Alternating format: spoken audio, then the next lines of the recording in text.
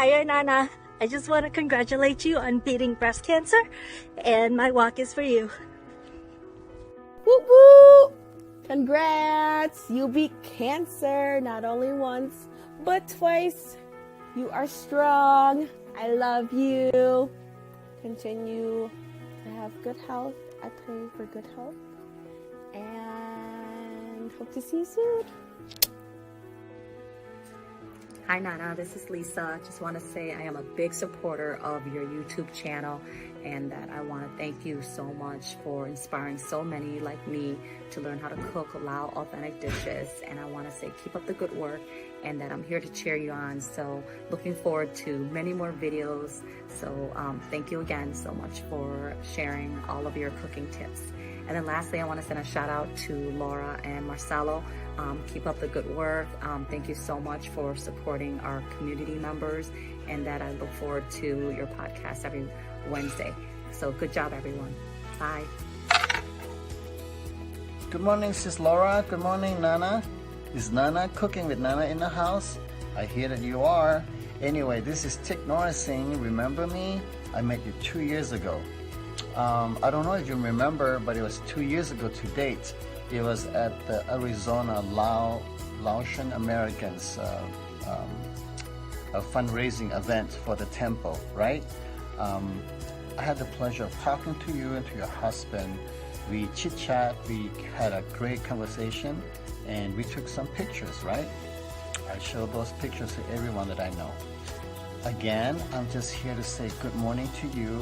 Congratulations for the podcast interview.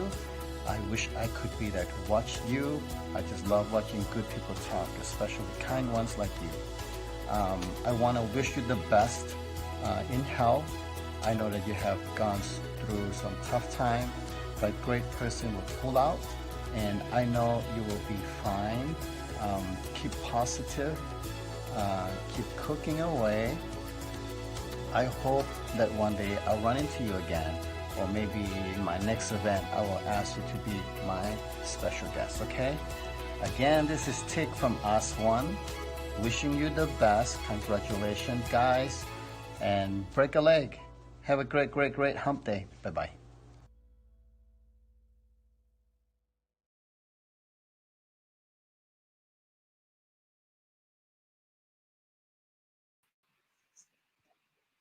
What up, though? Hello, hello. We are back. Thought you got rid of us, but you did not.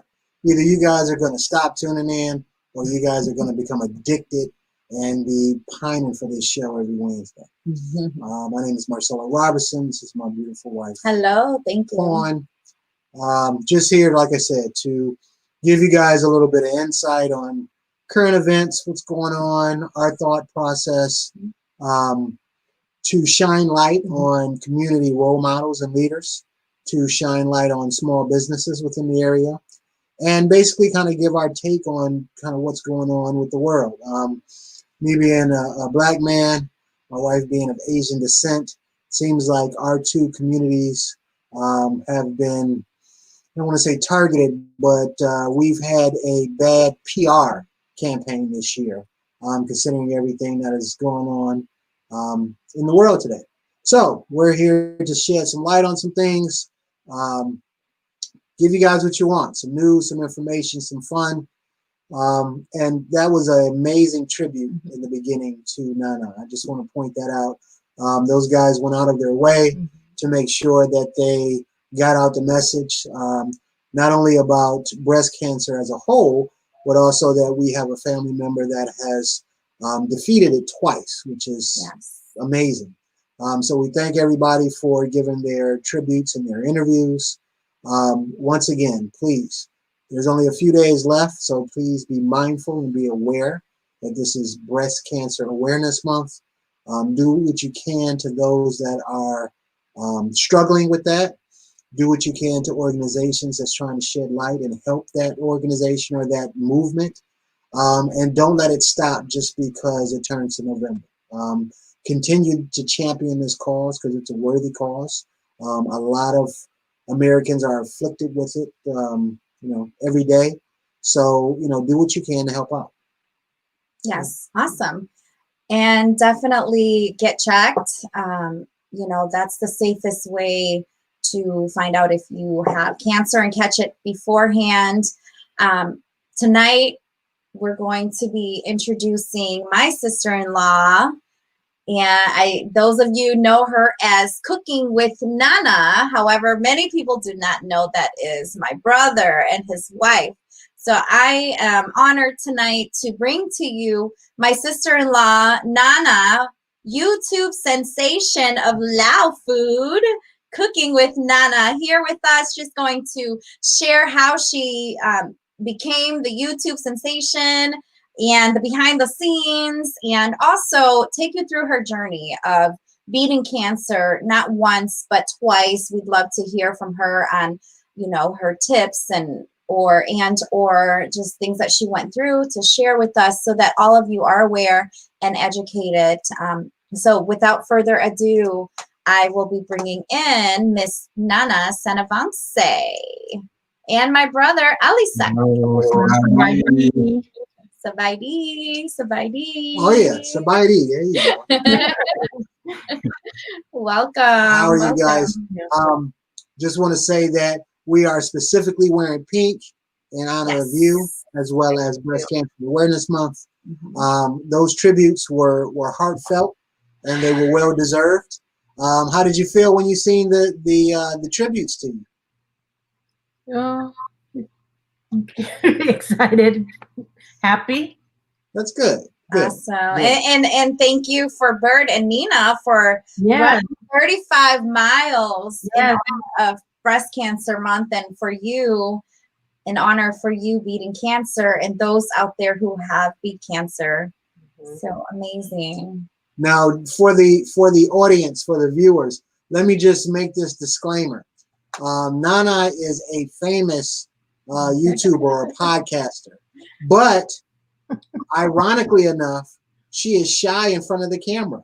Yeah, so we're gonna have fun with that because Definitely. she is a fan. I mean, we're trying to get to your level with our podcast. Right. So that shows that you are an established and famous podcaster, but yet and still you're tongue tied at times. Yes. Yes, I am shy and my tongue twists.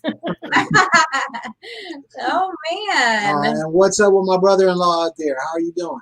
All right. Good. Awesome. Let's start out with what you're famous for. Your podcast. First, tell people a little bit about your podcast. How'd you get started and all that good stuff? Okay. Well, the first we started on Cooking with Nana. Well, it started like a friend have asked, because some of our friends that have been eating my food, so they asked me, can you show me how to make your 𝐂𝐎𝐻𝐿𝐴? It's the Asian noodle, homemade 𝐂𝐎𝐻𝐿𝐴. So, and I say, I call them, tell them in person or talk to them on phone, but they say, no, can you do a video? So I told them, okay, I will do video just for you guys to see, but no one else. So I kind of did a video step by step. Somehow my sidekick here decided to put on YouTube without letting me know.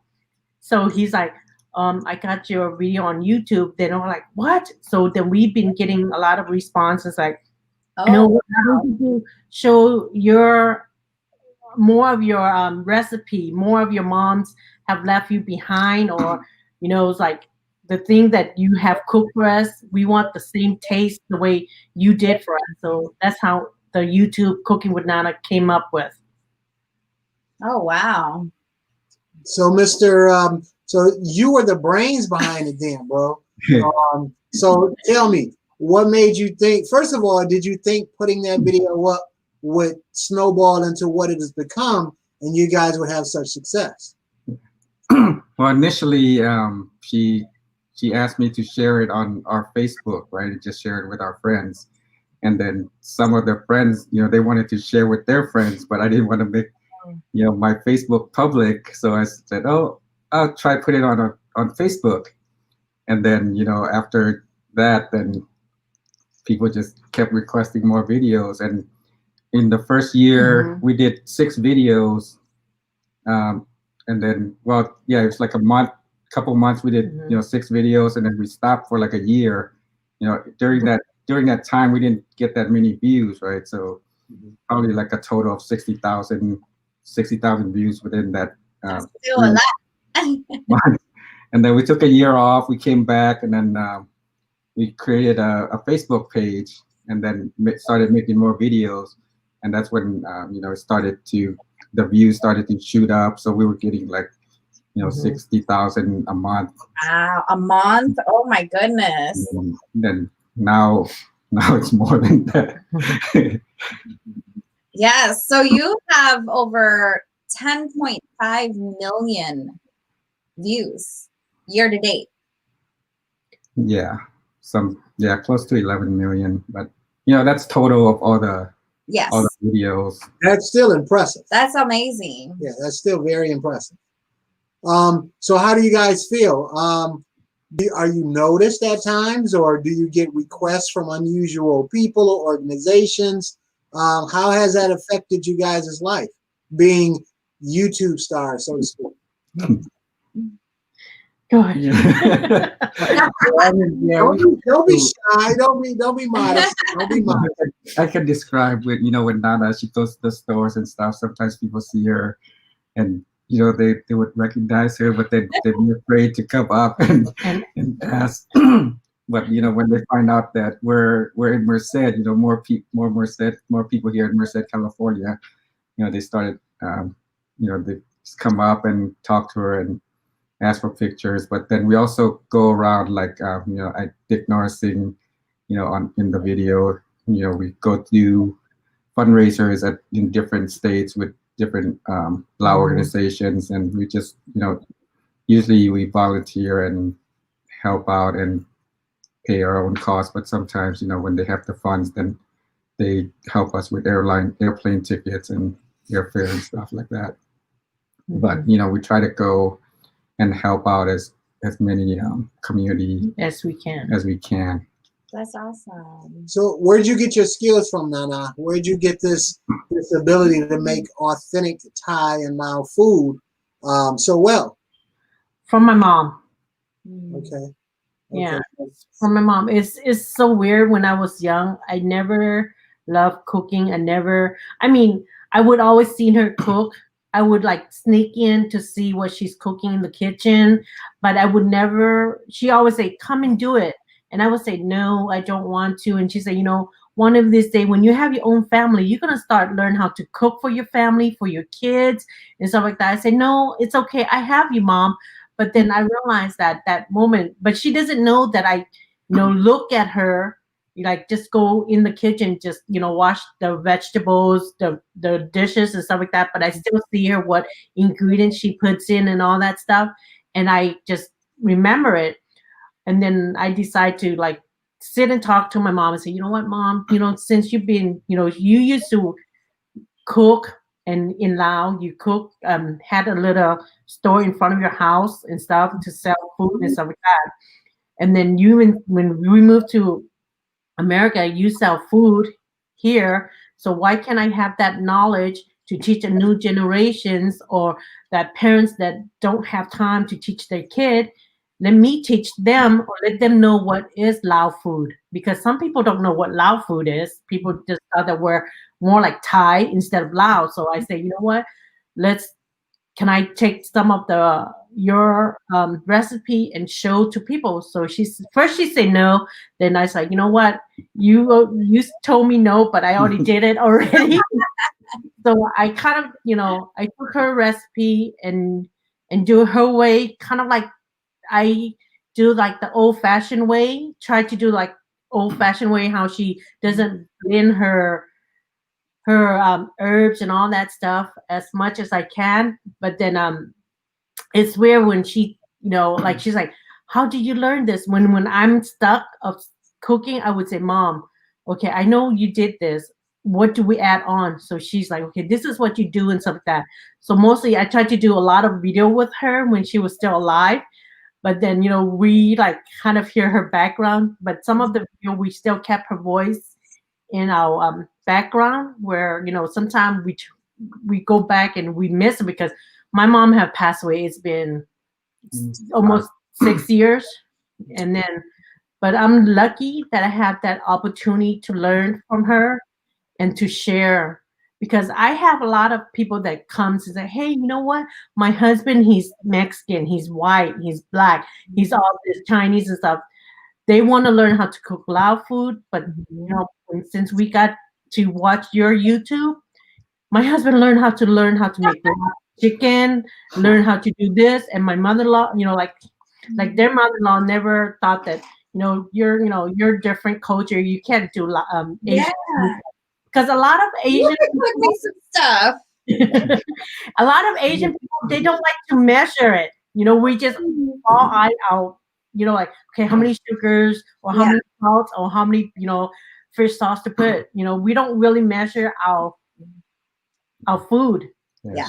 She didn't start measuring until she started doing it. Yeah. See, I am, out of our relationship, I'm the cook of the family. I don't cook as much as I should, but I do. I am the cook. On Thanksgiving, Christmas, I'm the one that makes our dinner, even though we're going over someone else's house.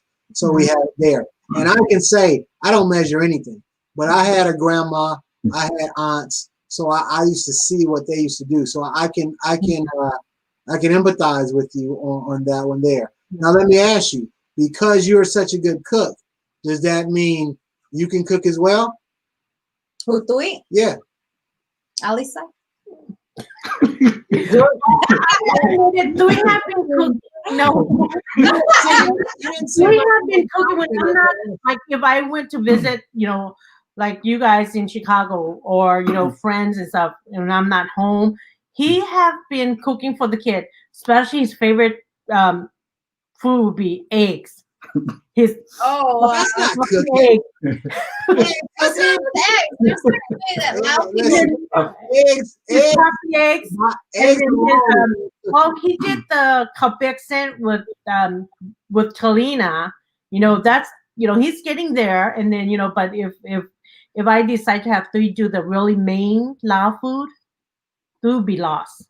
Oh, okay. Now you just said a Lao dish. You have to inform our audience what that is, because we have some people that do know, but there's a lot of people who don't know. So what is that dish? Which one? Well, Lao fish, they would be like 𝐾𝐎𝐿𝐴. 𝐾𝐎𝐿𝐴 is like a bamboo soup, and 𝑙𝑎𝑏 is like, you can have different kind of 𝑙𝑎𝑏. 𝑙𝑎𝑏 is like a beef salad, chicken, or pork. And then they have 𝑚oknamite, that's steamed pork. You can have steamed pork, steamed bamboo, and 𝐿𝑎𝑜 is kind of like a stewed chicken, but with a lot of Asian herb. They use the herb they use is mostly lemongrass, red shallot, and pepper, and and the best ingredients of all is padak. That's that's the thing you have to have. Padak, okay, is the fermented fish. Oh yeah, that's the stinky stuff. Yes, the stinky stuff that makes everything. It's the best. Oh, let me tell you something. She had that last night, so I can I can speak on this. But let me tell you something. That smell of that stuff, so good. when she puts it in the papaya or whatever she puts it in, that smell is one of the most unique smells ever created. Okay, that is a stinky. That is the equivalent of someone cooking in the Black community. Someone will be cooking chitlins. That's how bad that smell is. And you guys eat. I don't even kiss her when she eats. I don't. No, yeah, like on my cheek, on my forehead. I'm not kissing you. That stuff. So tell me, why is that so good? What is it? Is it a salty taste? What is it? Well, I think it's the salty taste, and it's like sometimes it's more.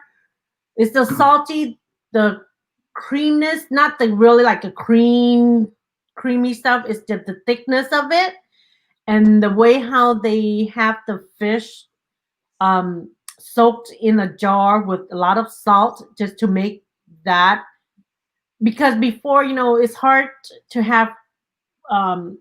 It's hard to say that it's hard to find a fish sauce, or sometimes when when people in the farm, when it's hard for them to find some fine food or something to eat, they use that to be like to cook to make the food more saltiness and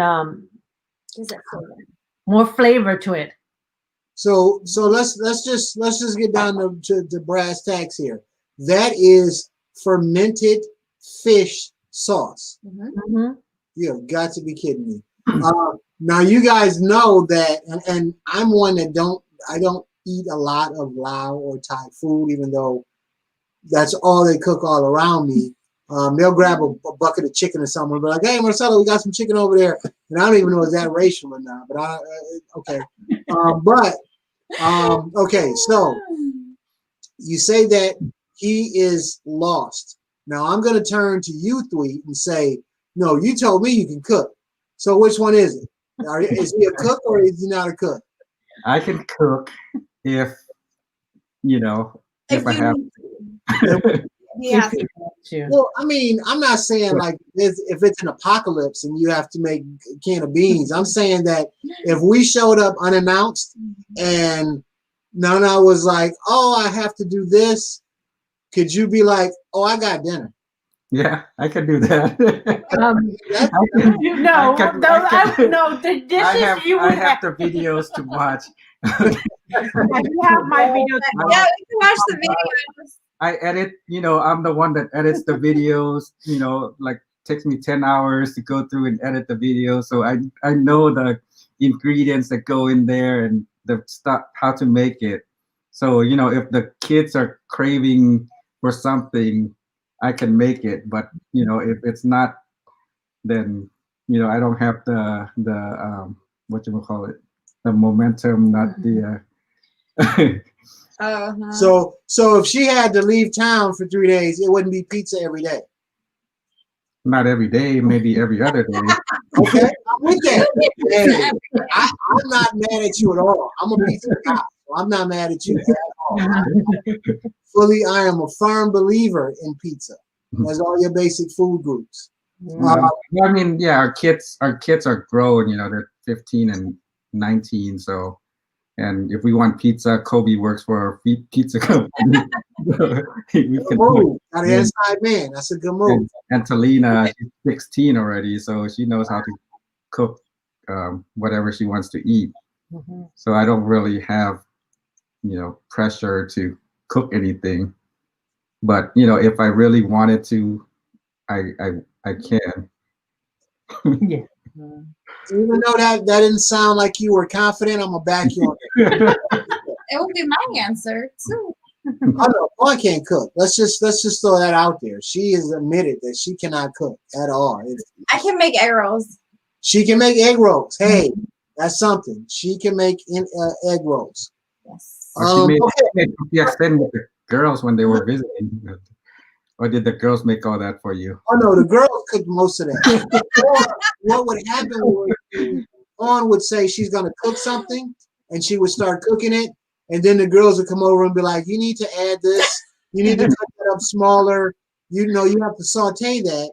So, I mean, Pawn is going to take credit for it, but in actuality, the girls were here and they were making. They made my noodles for me. They were making meals. So what do you think is the most downloaded menu that you have? Or the most watched?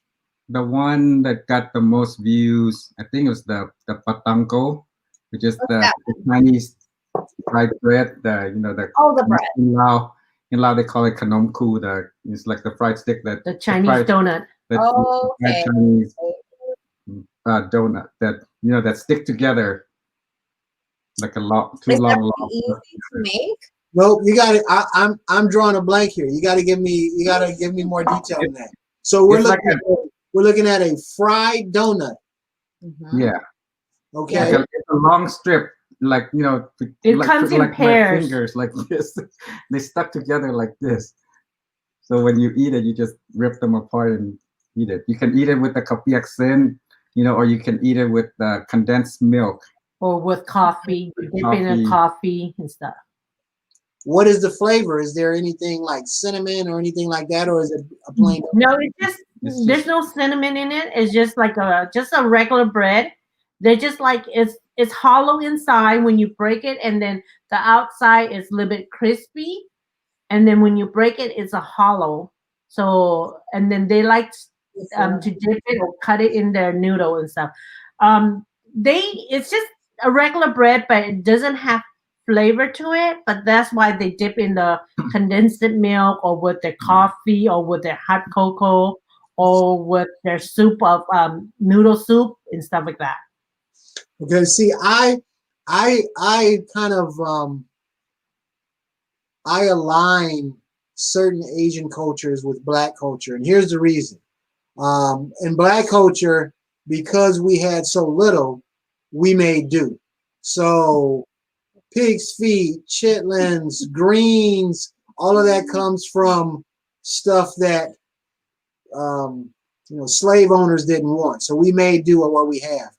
You guys, your menu is right there. I mean, the fish eyes soup, the fish head soup, and stuff like that has to come out of necessity. No one just sat there and was like, you know what, I'm gonna try this fish head soup. So you have to realize that when people live in where they cannot provide good meat and stuff, whatever they can eat in, like with fish eye, all the head fish and stuff, they don't like to waste anything. Right. Yeah. A lot of people, some of us do not like to waste. We would suck on the eyes, anything that is That's crazy. That's why we eat chicken feet. Even people say, how do you guys eat chicken feet? There's no meat in it. Yeah. It doesn't have to have meat. There's flavor in it. All you do is just take this part of the skin and just eat it. Oh, this is going to be our best podcast ever. My dad used to say, try to get me to eat the brains of certain things. And he's like, you eat the brain, you be smarter. No, the sentence of the night was, we didn't waste anything, so we would suck on the eyes. That right there is the statement of the podcast. We can end it right now. Okay. Like with certain innards, right? It's rare. Like it's hard. Like gizzards. That grown-ups would tell us, don't eat it, or you're gonna be what? You're gonna be namun or something. Well, now y'all making jokes, and I don't even know what y'all saying. But you're right. We eat all the pig. So almost every part of the pig, from pig ears to whatever it is, we would eat. So I'm not condemning that thought process because we had to do what we had to do. I'm just saying, that sounds, man, that is crazy. That is. Once people say, they, just to me, just try it once. Sometimes people, once they try it, they fall in love with it. They will like it. Even though it looks like, oh my God, how could you eat that?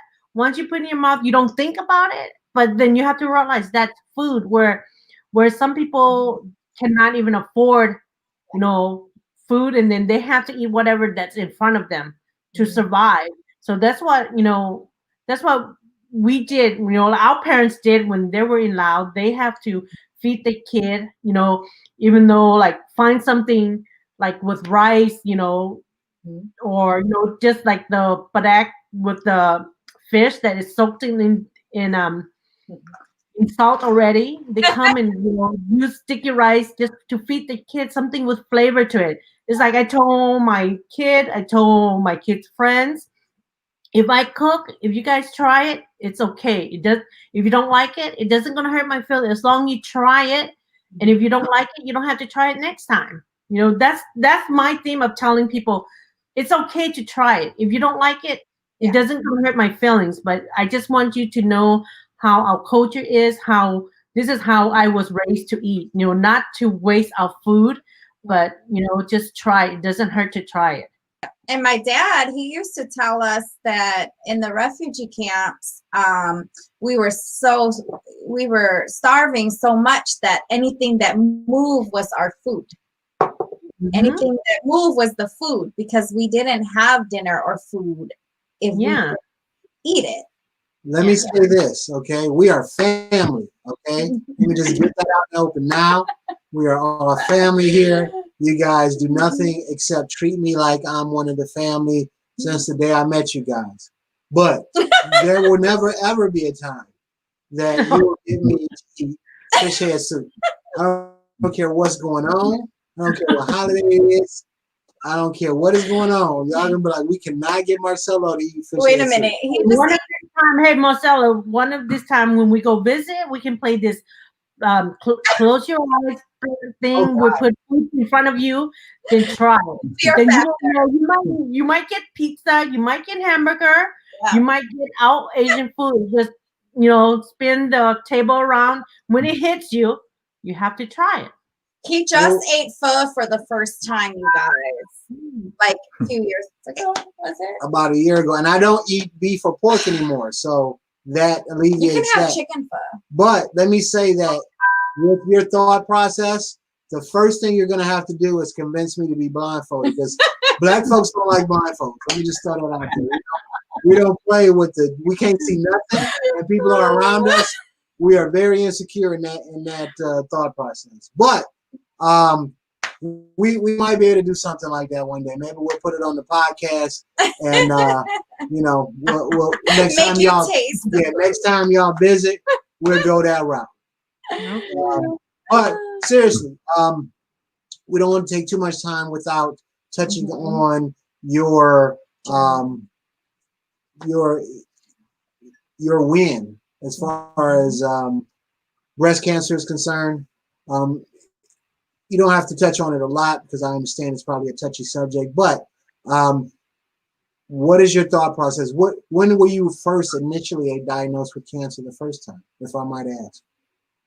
The first time it was in 2013. 2013. I was at my sister's house, at my sister's house in Fremont, where we went to visit them. It was between like kind of Thanksgiving weekend. So I went, my niece was having a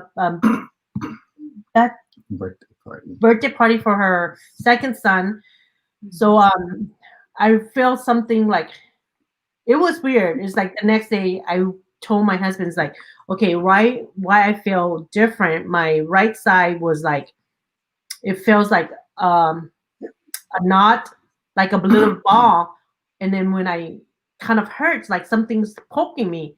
So I went and showed to my niece, my sister and stuff. And then they touch it. And then they say, oh, you know what? You need to go get a check. And I said, okay, I'm going to call my doctor and make an appointment. Mm-hmm. So it was around November when first we didn't, we thought, okay, it might be something. We don't even think about it's cancer or anything. That's the thing that was out of my mind, because it's weird, because I was like, okay, let's make an appointment. Let's see what's going on. So that when I came home, I made an appointment to see my doctor. So she had to, she felt it and she said, okay, you know what?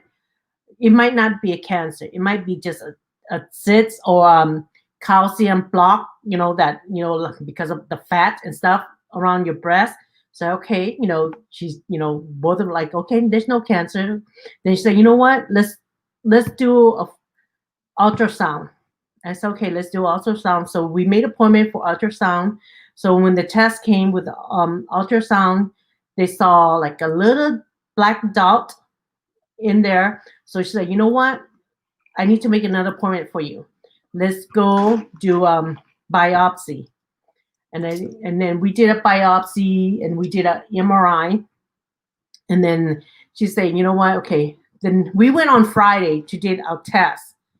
It was Thursday. Yeah, Thursday and Friday. We went, and the test came right away. So she called me on Monday. She said, you know what? I need you and your husband to come in. Okay. So then when she told me that, my heart kind of dropped, but I was thinking positive. I said, okay, it's going to be good news. Like talking to me. Okay. Why, for me, it's like, okay, it's kind of early for her to come and tell me, I just went and did a test on Thursday, and then she's calling me Monday to go see her. So she's like, okay, you need to come see me, you and your husband. I need to talk to you guys.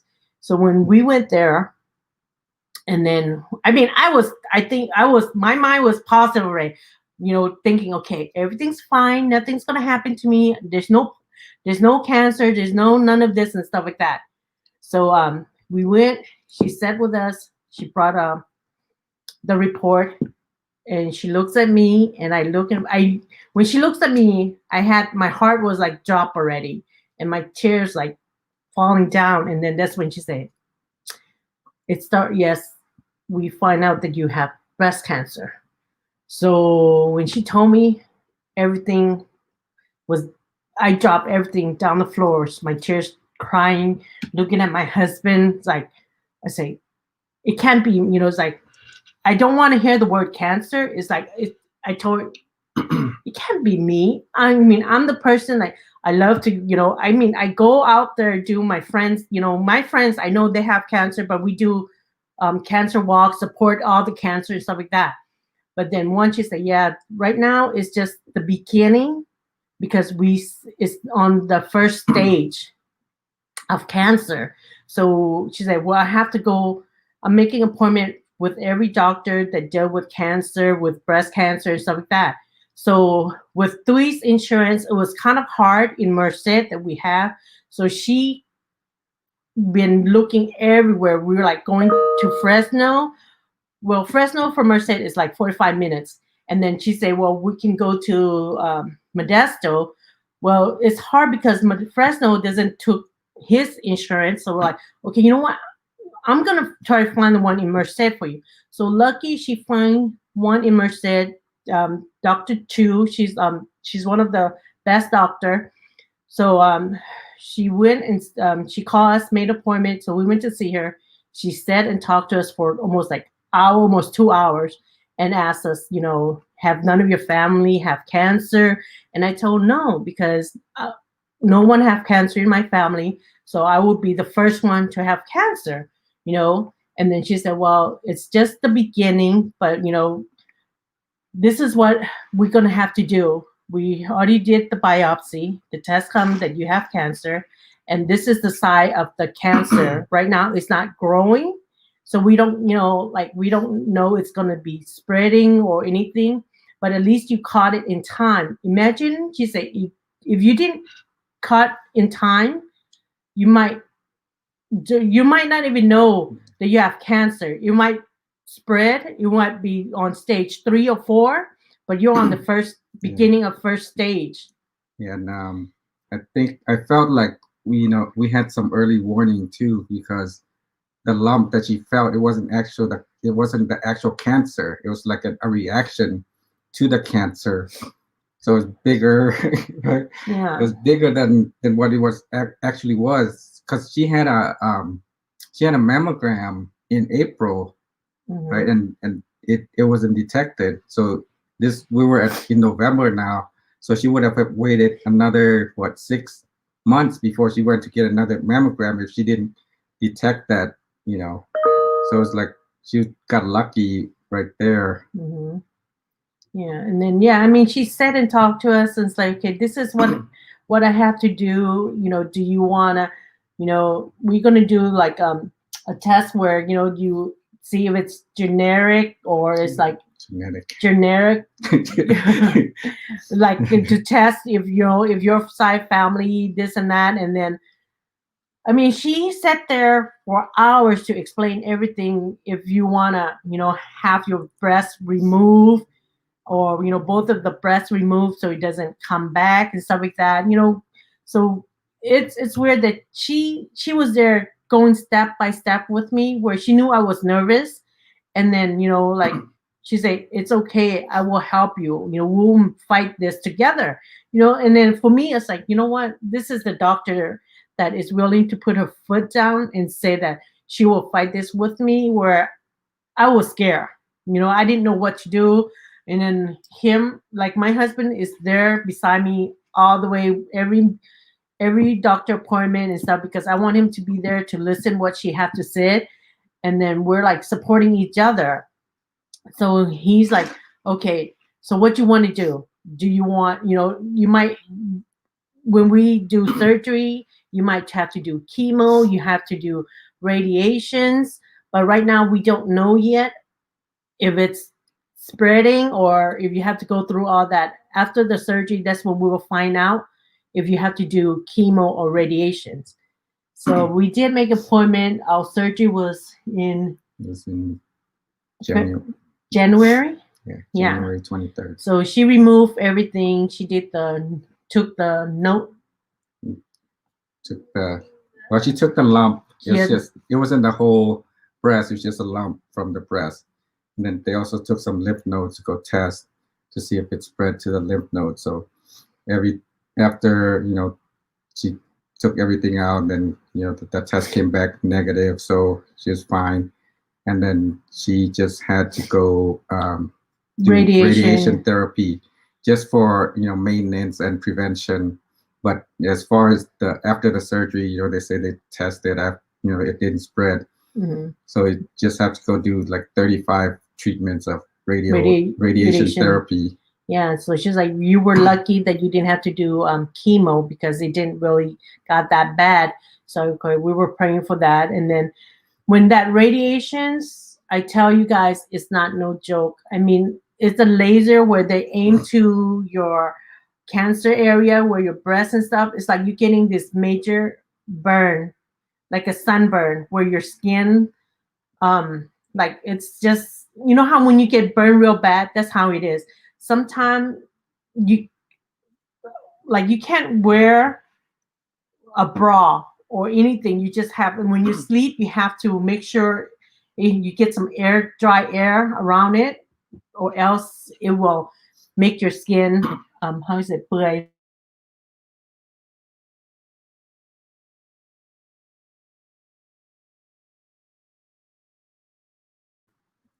all those times that I did, it was so painful with the radiations.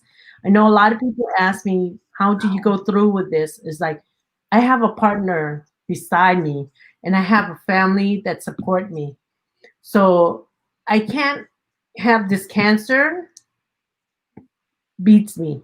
So I always tell, like my kids, like once, like it's weird when I sit and tell my kid, all my 3 kids and my husband, and I told my husband, you know what? We need to sit and talk to them, what's going on with me and stuff like that.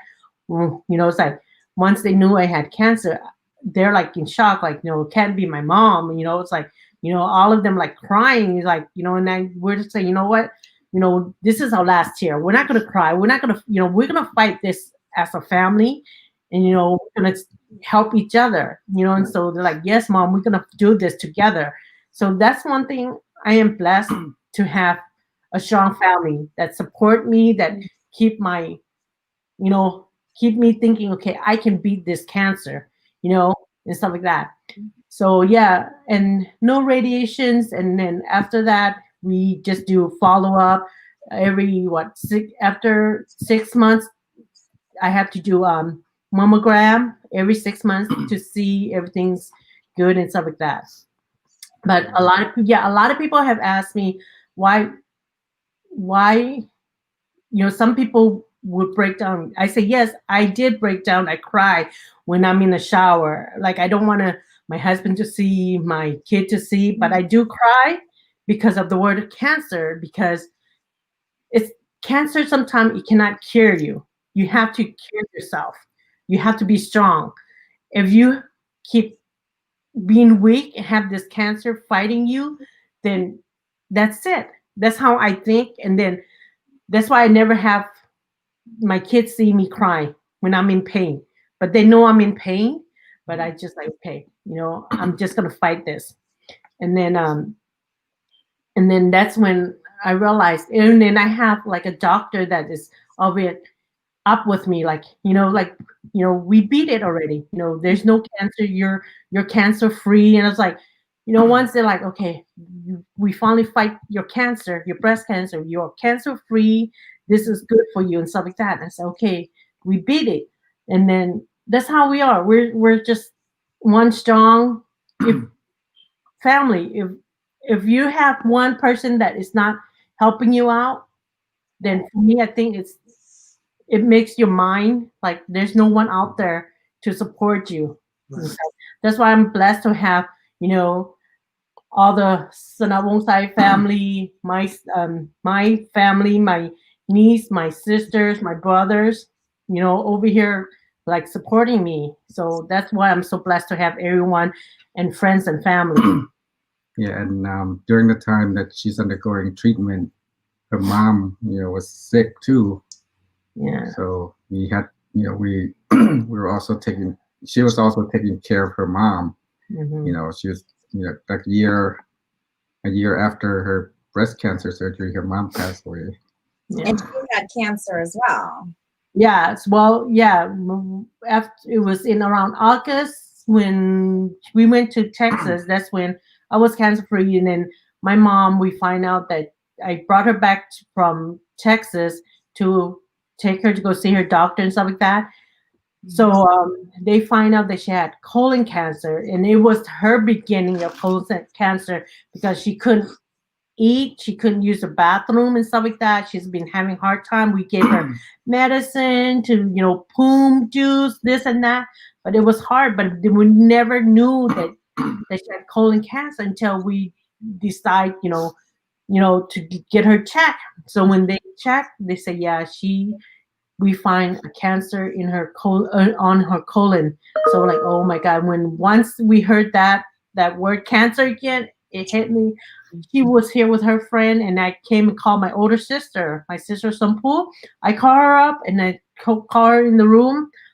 I start crying to my sister. It's like, do you know that mom, you know, the doctor said mom have cancer and stuff. And she's like, don't cry. You know, you don't want mom to know, you know, we don't want her to know. I said, I can't help it. So we, you know, and I fight my tears and stuff like that. So she kept asking, okay, what's wrong with me? So we're just saying, oh, you know, because you couldn't eat because they, you know, something's wrong with your stomach and stuff like that. So we never told her that she had cancer. The only thing to Asian people, the older people, once you tell them cancer, they freaking out. They're scared of the word cancer. They're like, oh my God, where am I going to find this to cure myself? Where am I going to have this Asian herb and this and that? So it's like, we tell her, okay, it's not cancer. Even though I communicate with all my brothers on Facebook. We have our own group where all my sister from France, from Texas, Rhode Island, Texas, in California, of her 8 kids and her niece and nephew and her grandkids in the Facebook. And then we would do FaceTime so they can see her. And then like some of the sisters were like, no, I don't want mom to do surgery. And we're like, you know what? Mom have to. If mom doesn't do surgery, she can, it's going to hurt her more, where she couldn't even go to the bathroom and stuff. And then when she eats, she felt like throwing up and stuff like that. So when we met one of the doctor, her doctor was saying that, he gave me that percent. I asked him, I said it as if, give me the percent that you can cure my mom. I don't want to, if you say 50, I will walk out from your door and find some other doctor. He said, I've been helping a lot of old people that deal with this. I give you 90% of her health. So when he gave me that, I said, okay, I put my mom in your hand. So I talked to my brother and all my sisters. Said he gave me 90% of that he can help mom. But then I told him, but can you please not tell her that she have cancer, because she will freak out and she will not do surgery. So he said, I try not to, okay? So when he tried to say cancer, we kept saying, oh, when you just say C instead of cancer, she won't know what C means and stuff. So that's when we decided to do surgery on her. And then once she did her surgery, it was removed. She was fine. But, but she have a health issue. She's a diabetic. She have a high blood pressure. She have a lot of health issue. And then the thing that make her pass away is this hypoxia. It's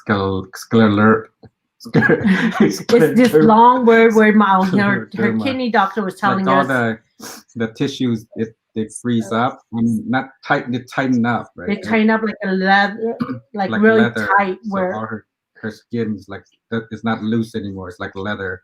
Everything is like her whole. Then, so she didn't die of cancer, but she have cancer, but she did not die of cancer, but she passed away because of different disease that came to her and stuff.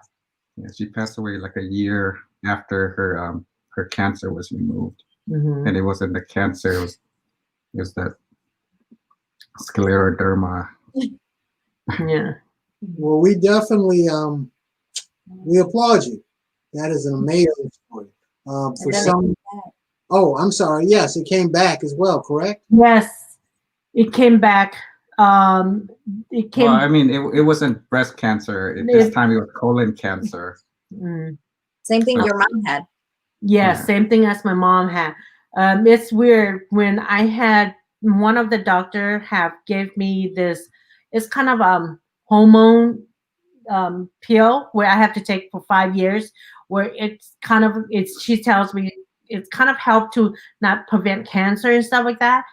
But then, lucky enough, like our insurance, she changed her insurance where she doesn't want to. Her clinic doesn't take Three's insurance.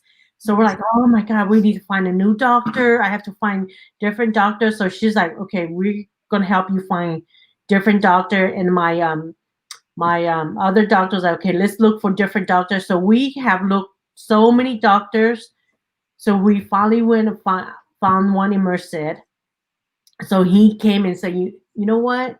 Let's do a blood work on you, since you're my new patient and stuff like that. So I said, okay, let's do that. And he said, so this pill have you been taking? So it's been how many years now? I said, well, she told me 5 years to take it, then to stop. That time it wasn't 5 years yet that I almost going to be 5 years. So he said, you know what?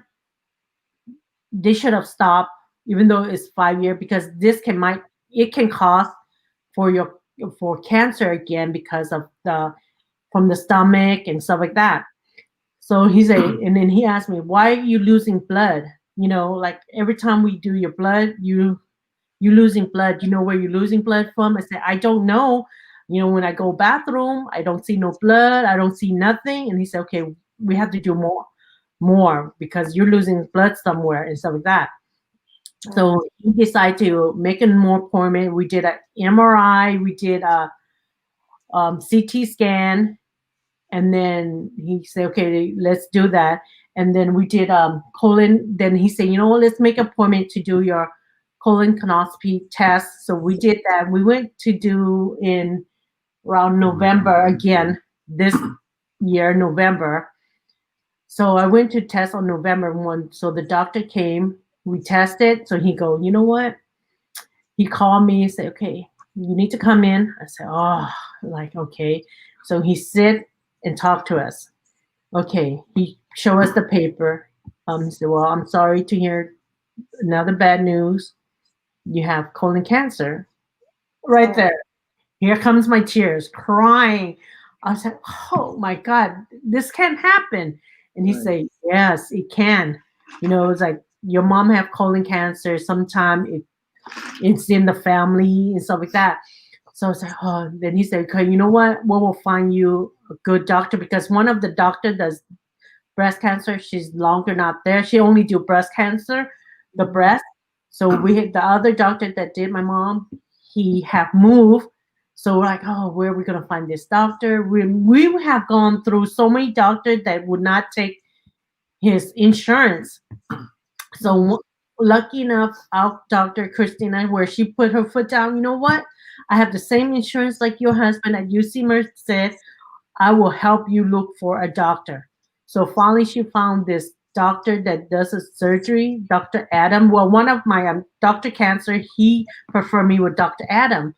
First, Dr. Adam does not want to take, he doesn't take an HMO insurance. That's one thing. He takes it, but you have to go do the authorization. Yeah. So that's why, and I said, okay, let's, and then our friend recommended us with this Dr. Adam does the surgery.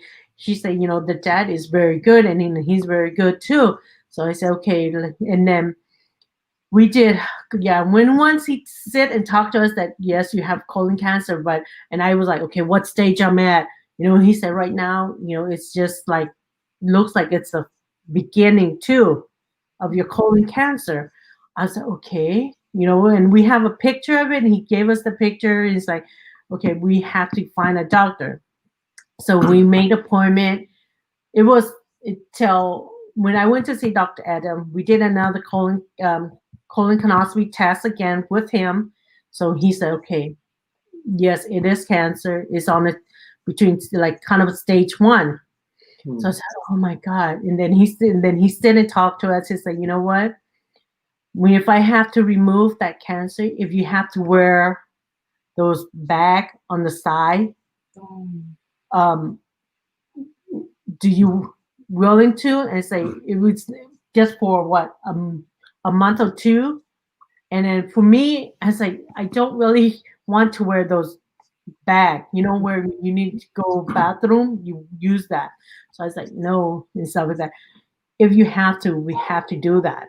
And so I said, okay, well, and I said with him, you know what, if I have to, then whatever that's going to be better for me in the future, that where I can still live to see my kids graduate, to see my family stuff, I'm going to do it. He said, good. And then, so we decide,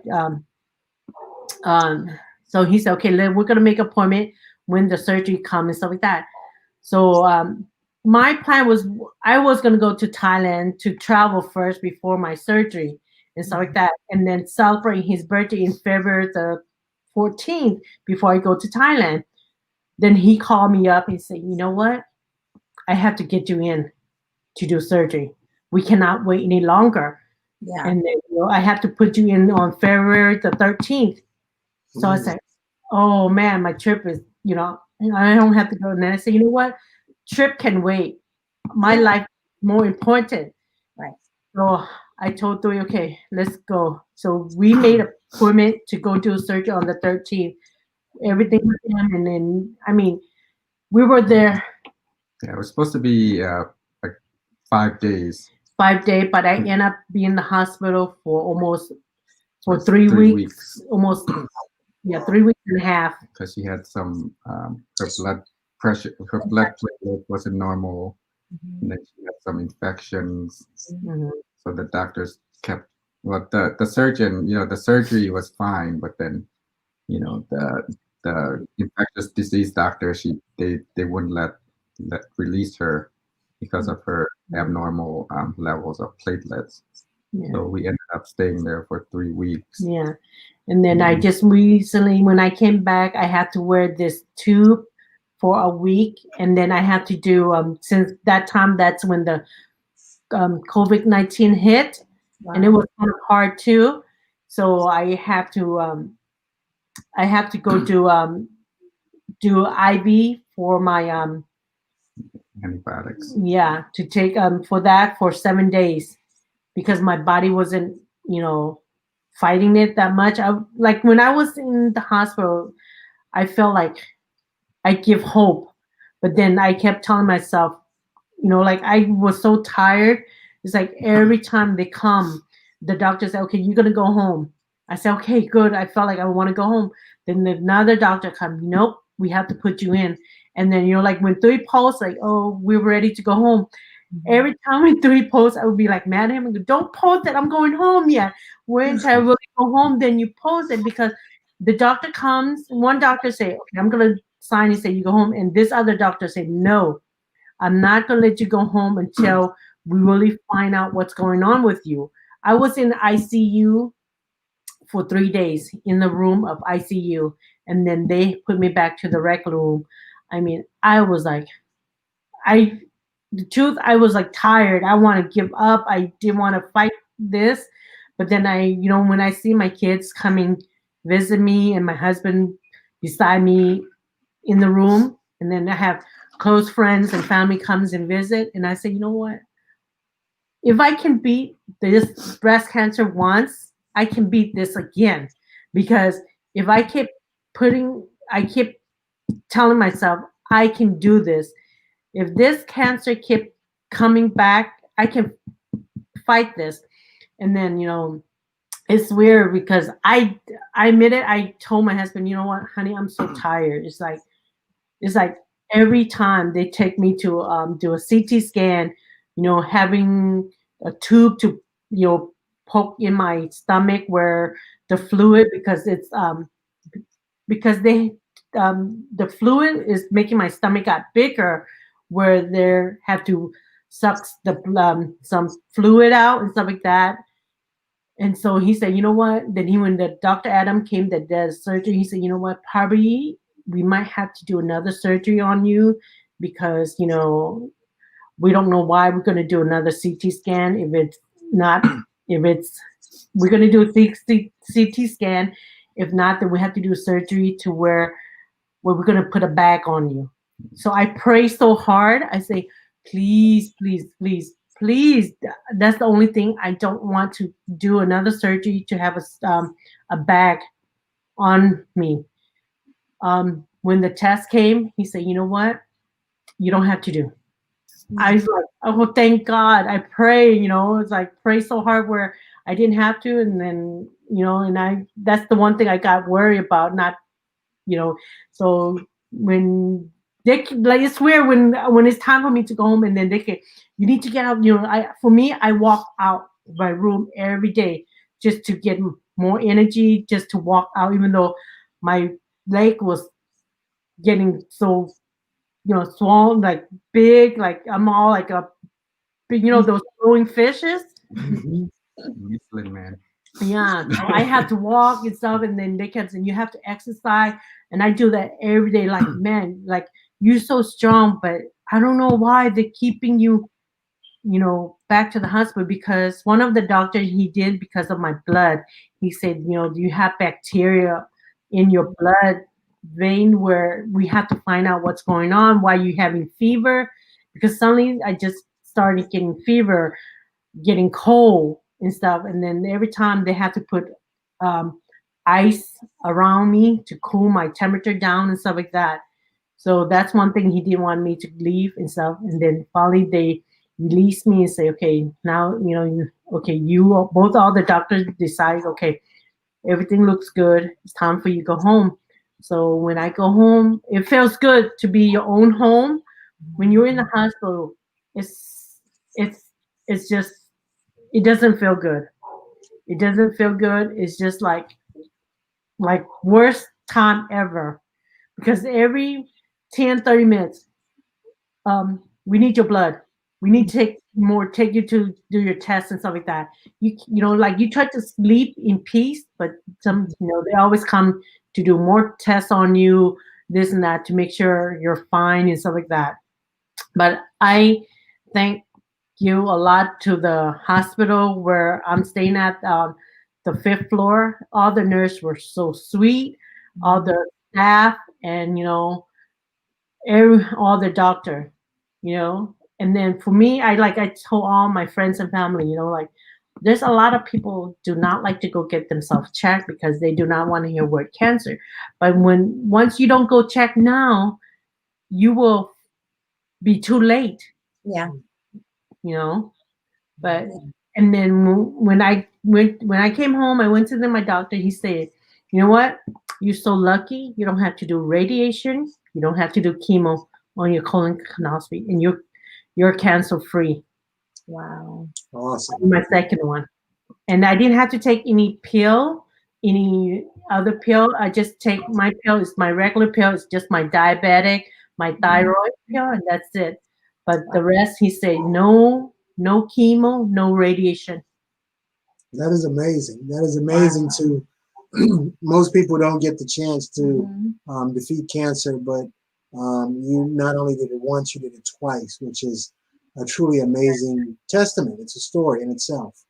It's definitely some of the things I took from that is that family was extremely important. Faith was extremely important, and your mindset was important to further your health or to get you better. So that is a testament in itself for people who are dealing with it right now, that those things, those simple things, can be so important to someone in their fight against cancer. Definitely. Yes. Because I realize a lot of people do not like to go get themselves checked. I always remind my family, and then even my doctor's like, you know what, since, your mom have colon and now you have colon, all your brothers and sisters and your kid needs to go get, like when your kid turns around their 30 to 40, make sure they go get it checked, even though it's there early, because they say testing you have to do when they're 50. But if if you have it, your kid can go check it early because it runs in the gene. So that's why I told my brother and sister. So all of them have went back and went and check it. So they were good. They're all clear and stuff like that. So I told my kid, when like I say, you know what, make sure you guys gonna go check it when you turn 35, to 40, you go get it checked. Don't wait for that last moment to go check, because a lot of people, for me, I notice a lot of people are afraid to go check. There's like 90% of people out there do not like to get the health check, even though they say they're healthy. I'm sorry, even though you're healthy, you can still have cancer. Even though you're not healthy, you can still have cancer. For me, it's you getting a check every once a year, or every 6 months to a year. It doesn't hurt. Where you getting blood work, whatever, but it's better to find out now than you're gonna hold it for. If you have cancer, then it's gonna be too late, and then it's hard for them to help you. Yeah. Like I said, I told my husband, we both are lucky that I was lucky that I found the first one, wasn't, first cancer on my breast. And then the doctor that I changed to a different doctor that caught it for me, that for the colon cancer. And I was blessed to have that. If I didn't go see him, I won't know I have colon cancer, because I didn't feel no pain, no nothing. I was eating normal. I was using the bathroom normal. Nothing. There's no symptoms of colon cancer. Yeah. Oh, wow. So it was hard, and then I was so blessed to to have that new doctor that will decide to say, you know what, we're gonna let's do this test. Let's start everything over. It's like for me to have him to tell me that I have colon cancer. Like I say, imagine I didn't know that I have colon cancer. All those time it would spread. I would be way too late.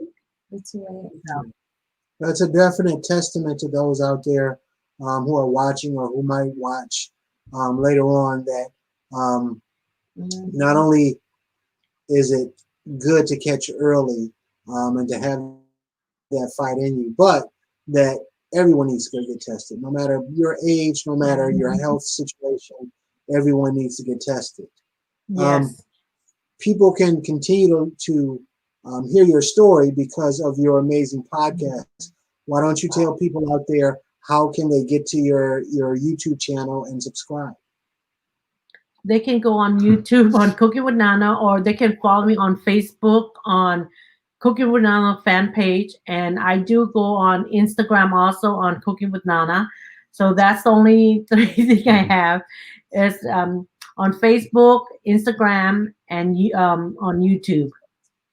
Awesome. Definitely. And there was some comments on there. I don't know if you saw it from Dun Papaybun. Alisak, what are you drinking? Don't tell. Don't tell. Don't even tell. Yeah. And Sabaidik, I think. Yeah, Sabaidi Suwanavong is my niece. Oh, okay. I went to her house. That's when I find out that I had the first breast cancer at her house. Yeah. It says we love you. Yeah. Tia says we love you. Asia was laughing at some other jokes, and your brother Nuno says hi. Yeah. So. All right, guys. Thank you very much for being part of our podcast. We truly appreciate it. It was an inspirational story. Something that people of all ages, of all cultures can kind of understand exactly where you're coming from, what your thoughts were, what your fears were, what your strengths were, and hopefully it helps some people out in their journey, whether it's cancer or any type of health issue.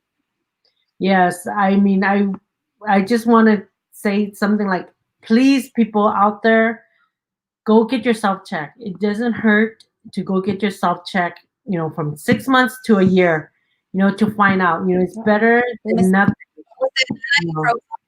up a little bit. You repeat. Yeah, I say it's better that, I want people out there to go get themselves checked for their health and stuff, so they can, know what's going on with their life. It's better to get the check than not go check at all. Then it's gonna be too late. Now pawn is They froze. no, they froze.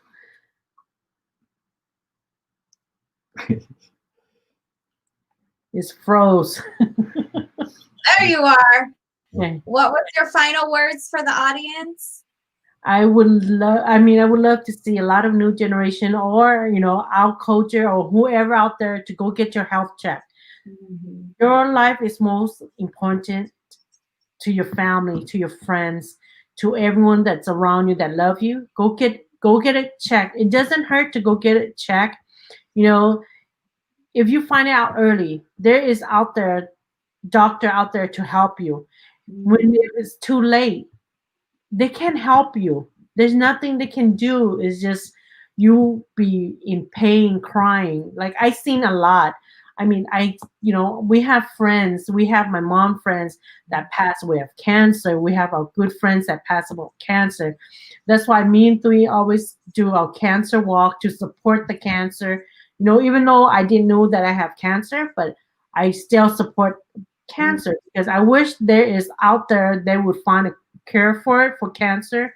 For a male, go get yourself checked too. Like I always tell Alisa, no matter what you think, you don't want to go get checked, but you need to go check. Like, even though our friends are healthy, they still need to go get checked and stuff. So it's best to go get it checked.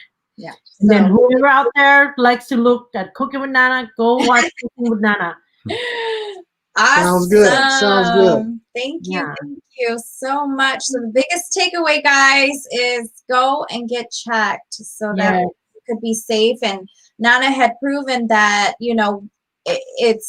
she beat it twice. So she's proven that once you get checked early, you can beat that. Yes, you can do that. Especially you have your partner and your family beside you. That's the strength that we have. If you don't have your partner that beside you, then that's it. Like you're lonely. It's like, I have a strong partner, and then I have a strong family, and from Chicago, Texas, France, everywhere. We're also strong where they come supporting me. That's one thing that it's helped me to fight. Without family, without good friends, sometimes you don't want to fight it. Mm-hmm. Yeah, you give up. So definitely, and praying for all of those who are fighting alone with this COVID thing, and praying that goes, because it sounds like you fought it with having family around. So my heart goes out when you said that. My heart goes out to the COVID victims that can't have family around. They feel like they're giving up and stuff. Yeah, so it is hard with this COVID-19 where the family cannot be there to hold their hand or just supporting them, and then sometimes they feel loneliness. People, when you have that feelings, that sometimes it hurts because you don't have your loved one to hold your hand, and it hurts.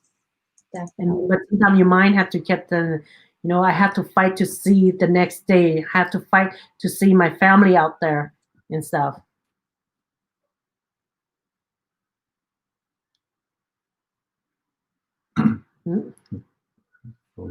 Yeah. We value your time, and thank you again for sharing your story and journey with us.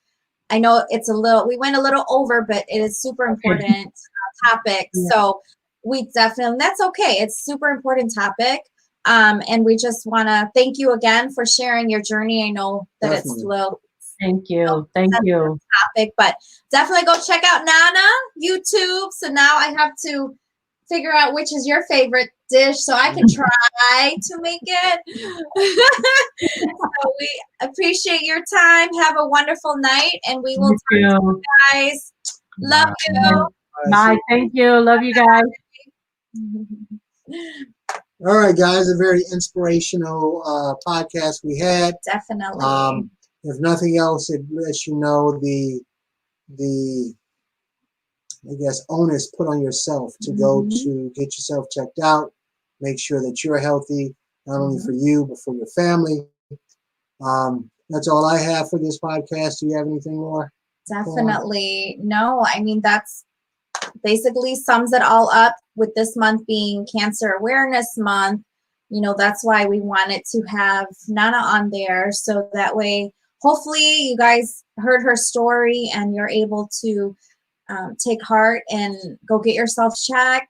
Because like Nana said, if you catch it early, there's plenty of help out there that can help cure you before, you know, it gets worse. So we love you guys. Thank you for tuning in. If you're watching the replay or if you're watching live, we appreciate you. We will see you again, same time, same place, next Wednesday at 7 p.m. Peace. Peace. Bye-bye. Lock on. That is bye-bye.